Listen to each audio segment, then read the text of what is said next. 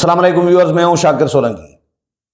Viewers, آج سعودی وزیر خارجہ اور سعودی عرب کے ڈیلیگیشن کا جو دورہ تھا پاکستان کا، آج مکمل ہوا ہے۔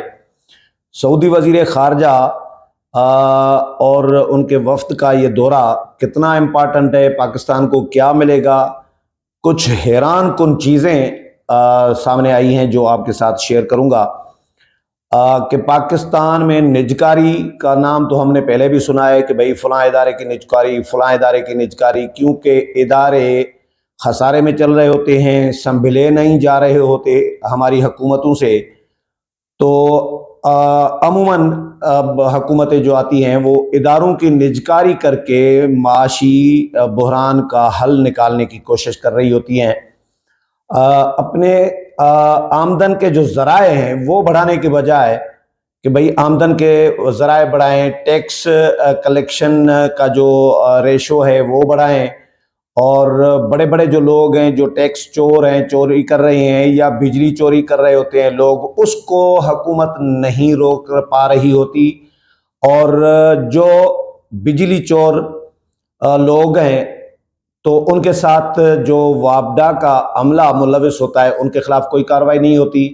لاسز جو ہو رہے ہوتے ہیں ان کو روکنے کی کوئی کوشش نہیں ہو رہی ہوتی۔ حکومتی جو اخراجات ہیں ان کو کم کرنے کی جو عیاشیاں ہو رہی ہوتی ہیں ان کو کم کرنے کی کوشش نہیں ہو رہی ہوتی۔ ٹیکس نیٹ میں زیادہ سے زیادہ لوگوں کو لایا جائے، بڑے بڑے لوگوں کو جن سے کوئی فائدہ بھی ہو، جن کے ٹیکس دینے کا، جو نہیں دے رہے ان کو، اس پہ کوئی ورک نہیں چل رہا ہوتا۔ ایف بی آر میں اصلاحات کی باتیں ہو رہی ہوتی ہیں لیکن وہ بھی نہیں ہو رہی ہوتی۔ جو ارستو آتا ہے معیشت کا یا ایف بی آر کا، اور وہ سارے ناکام ٹھس ہو جاتے ہیں۔ بڑے بڑے تجربے ہو رہے ہوتے ہیں اس ملک کے ساتھ، اس ملک کی معیشت کے ساتھ۔ نیا وزیر خارجہ، نیا وزیر خزانہ اسحاق ڈار بھی ناکام، عمر اسد بھی ناکام، مفتاح اسماعیل تیر مارے گا وہ بھی ناکام، حفیظ شیخ آئیں گے تو یہ تیر ماریں گے وہ بھی ناکام، شوکت ترین آئیں گے، کوئی اور آئے گا، یہ سارے ناکام ہوتے جا رہے ہیں۔ لیکن معیشت تباہی کی طرف جا رہی ہے، مہنگائی بڑھتی جا رہی ہے، عوام پس رہی ہوتی ہے۔ تو وزیر اعظم میاں شہباز شریف نے حالیہ دنوں رمضان شریف میں دورہ کیا سعودی عرب کا، اور سعودی عرب جس کے ساتھ ہمارا ایک پرانا تعلق تو ہے، برادر ملک ہے، بہت اعتماد کا رشتہ رہا ہے، لیکن سعودی عرب کی عمران خان نے جو گھڑی گفٹ کی گئی تھی وہ بیچی۔ اس کے بعد گھڑی بیچنا بھی صرف نہیں تھا، اور بھی بہت ساری باتیں ہوئی تھی کہ عمران خان سعودی عرب گئے تھے، اور ایم بی ایس نے، محمد بن سلمان نے عمران خان کو اپنا طیارہ دیا، اور یہ کہانیاں چلی ہیں کہ جی اپنا طیارہ دیا ہے، یہ لوگ ڈسکس کرتے رہے ہیں۔ تو اسی طیارے میں کوئی کیمرے بھی لگے ہوئے تھے خفیہ، اور خان صاحب وہاں سے سعودی عرب سے واپسی پہ ان کی ہی غیبتیں کر رہے تھے۔ تو یہ کہانیاں اس طرح کی، یعنی اعتماد خراب کیا ہے پاکستانی حکمرانوں نے بھی، حکمرانوں نے ہی کیا ہے، حکمرانوں نے بھی نہیں بلکہ حکمرانوں نے ہی کیا ہے اعتماد اپنا خراب، نہ صرف سعودی عرب کے ساتھ، پوری دنیا کے ساتھ۔ چائنا کے ساتھ کیا کیا؟ چائنا نے $50 ارب کا سی پیک دیا ہمیں، اور Noon league, peoples party, J U I یہ تو آن بورڈ تھی، لیکن پی ٹی آئی کسی اور مشن پہ تھی۔ پی ٹی آئی نے آتے ہی عمران خان نے سی پیک روک دیا۔ اب نہ چائنا کو پتا ہے سی پیک کمپلیٹ ہوگا یا نہیں ہوگا، نہ حکومت پاکستان کو پتا ہے سی پیک کمپلیٹ ہوگا یا نہیں ہوگا، کیا ہوگا۔ تو پھر باہر کا جو سرمایہ کار ہے، جو کمپنیاں ہیں، جو ممالک ہیں، وہ پاکستان پر اعتماد کریں گے کیسے؟ ظاہر ہے ابھی وزیر اعظم میاں شہباز شریف نے، جو عمران خان نے اعتماد خراب کیا تھا سعودی عرب کا گھڑیاں بیچ کے، اس اعتماد کو دوبارہ سے بحال کرنے کی کوشش تو کر رہے ہیں، ایک کوشش ہوئی ہے، اور ایم بی ایس نے ان کو اپنے جو وزیر خارجہ ہیں ان کو بھیج دیا۔ لیکن یہ بھی کہا جا رہا ہے کہ یہ وزیر خارجہ ہر ملک میں نہیں جا رہے ہوتے، یہ ان وزیر خارجہ کو ایم بی ایس محمد بن سلمان اس جگہ پر بھیج رہے ہوتے ہیں، اس ملک میں بھیج رہے ہوتے ہیں جس ملک میں واقعی سعودی عرب نے کوئی بڑی سرمایہ کاری کرنی ہوتی ہے۔ تو پاکستان ان کو اسی لیے بھیجا ہے کیونکہ وہ سیریس ہیں اس معاملے میں سرمایہ کاری کرنے میں. لیکن سیریس کیوں نہیں ہوں گے؟ یہ کوئی قرضہ تو ہمیں دے نہیں رہے ظاہر ہے، نہ سود پہ نہ بغیر سود کے، نہ کوئی امداد دے رہے ہیں، یہ سرمایہ کاری کر رہے ہیں، پارٹنرشپ کر رہے ہیں. لیکن جو وزیر اعظم گئے ہیں میاں شہباز شریف، وہ ان کو اتنا کچھ سہانے خواب دکھا کر آئے ہیں، جس کی وجہ سے جو مجھے نظر آ رہا ہے کہ جس کی وجہ سے ایم بی ایس نے وزیر خارجہ اپنا جو ہے ان کو بھیج دیا پاکستان کہ جی جائیں اور دیکھ کر آئیں کیا کیا ہو سکتا ہے. یہاں پہ کیا کیا ہوگا؟ ایئرپورٹس میں سعودی عرب کی سرمایہ کاری ہوگی، ان کے ساتھ پارٹنرشپ ہوگی سعودی عرب کی پاکستان کے ساتھ، یا پرائیویٹ جو شعبہ ہے اس کے ساتھ. پھر پی آئی اے وہ بھی سعودی عرب کے حوالے ہوگا، یعنی اس میں بھی سرمایہ کاری کرے گا سعودی عرب. سینڈ جو ریکارڈک ہے اس میں بھی سعودی عرب دلچسپی لے رہا ہے. نہ صرف یہ بلکہ بہت سارے اور چیزیں ہیں. اچھا، اسلام آباد میں 2 بڑے 5 اسٹار ہوٹل قائم کرنے کی، ہوٹل بنانے کی پیشکش کی ہے. یہ تجاویز ہیں، فی الحال ایگریمنٹ کوئی نہیں ہوا، فی الحال کوئی معاہدہ نہیں ہوا. یہ لانگ ٹرم پالیسیاں حکومت نے ڈسکس کی ہیں سعودی عرب کے ساتھ. حالانکہ معیشت کو اس وقت جو یہ لانگ ٹرم پالیسیاں بھی ہونی چاہیے، ضروری ہے، لیکن معیشت کو جو اس وقت ضرورت ہے وہ شارٹ ٹرم پالیسیوں کی ضرورت ہے، فوری ریلیف کی ضرورت ہے. جو وینٹیلیٹر پر ہے معیشت پاکستان کی، اس کو فوری طور پر ریلیف چاہیے. وہ اس پیکیج سے، اس انویسٹمنٹ سے تو نہیں ہونا. سیدھی سی بات ہے، یہ تو 5 سال کے لیے، 10 سال کے لیے، آگے کے لیے فائدہ ہوگا. ہوٹل بنیں گے اور اس میں لوگ بھرتی ہوں گے.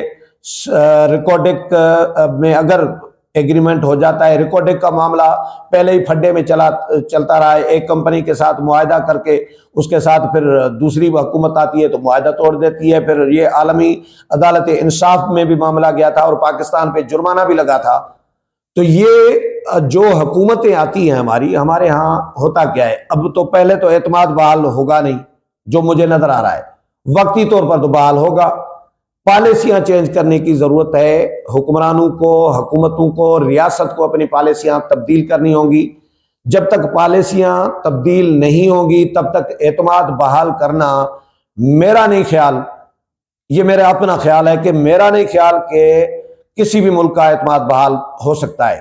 وقتی طور پر ہوگا اور ایگریمنٹس ایسے ہی رولڑے کا شکار ہوتے رہیں گے کہ بھئی آپ سعودی عرب اگر سرمایہ کاری کرنا چاہ رہا ہے تو چلیں جی، سرمایہ کاری کرنا چاہ رہا ہے اوکے.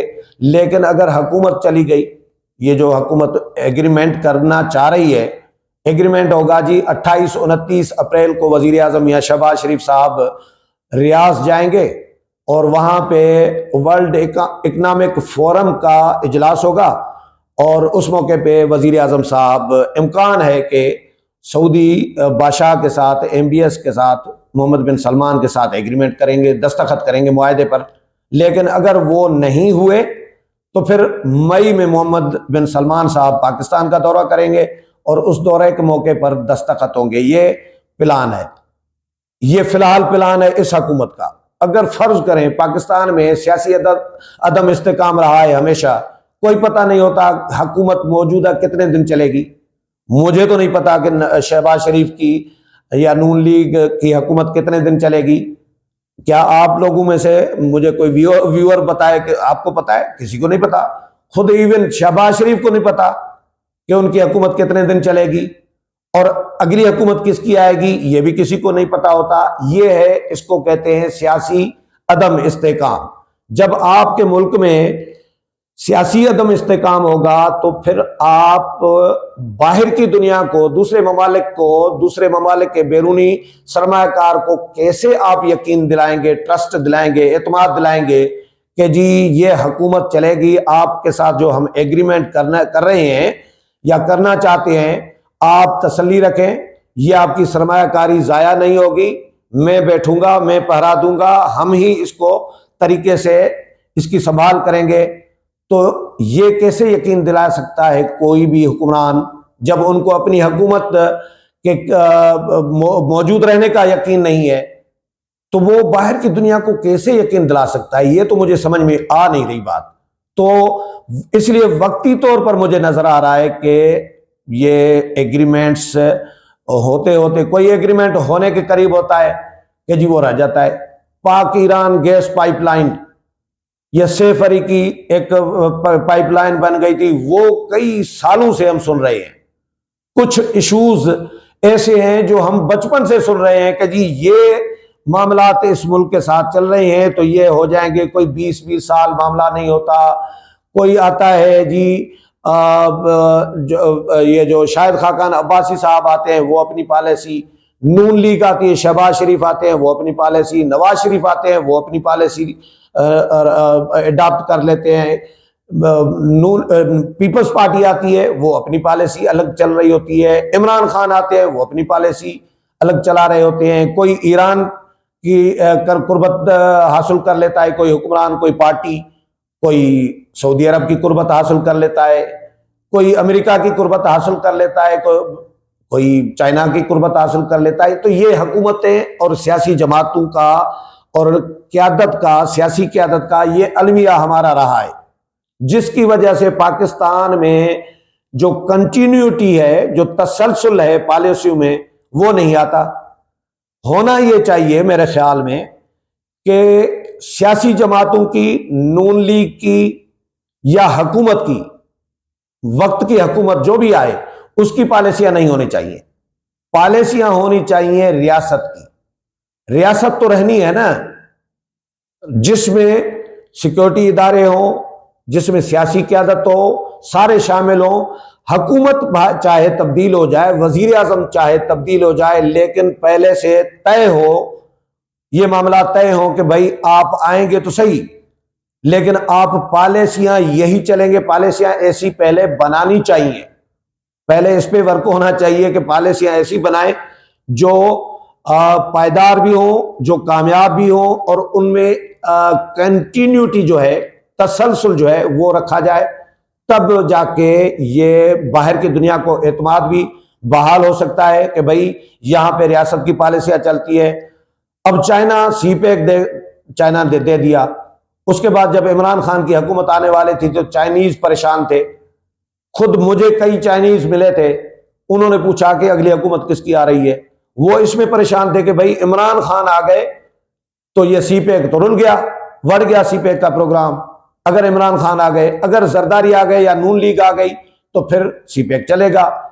تو یہ اس طرح کا ہے. باہر کا سرمایہ کار، بیرونی دنیا اس میں پریشان ہوتی ہے پاکستان کے لیے کہ بھائی پاکستان میں تو نہ سیاسی عدم، اچھا امن امان کا معاملہ الگ، دہشت گردی پاکستان میں کسی کو کچھ پتا نہیں ہوتا کہ کہاں پہ دہشت گرد حملہ ہو جائے، کیا ہوگا اس ملک میں، کسی کو کچھ نہیں پتا ہوتا. چائنیز پر حملے ہو رہے ہیں، چائنیز کو خدشات.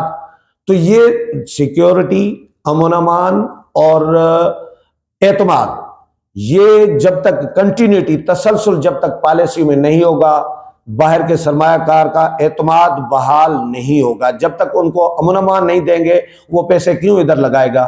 جب تک اس کو سیکیورٹی فراہم نہیں دیں گے، اس کو تحفظ فراہم نہیں کریں گے، تو کیوں وہ پیسے لگائے گا؟